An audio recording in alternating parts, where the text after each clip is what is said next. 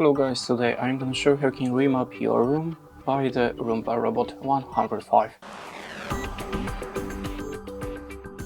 So, in the first step we have to go to the Smart Fabrication. Let's open the Roomba Home app.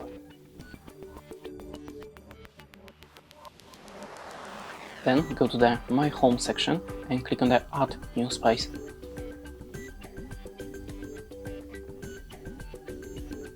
Sorry, I have some bug because I have the two robots connected, but in your case you should have here just start mapping button the information, so you can just do it by yourself. Sorry about that, I don't know what's happened, but never mind.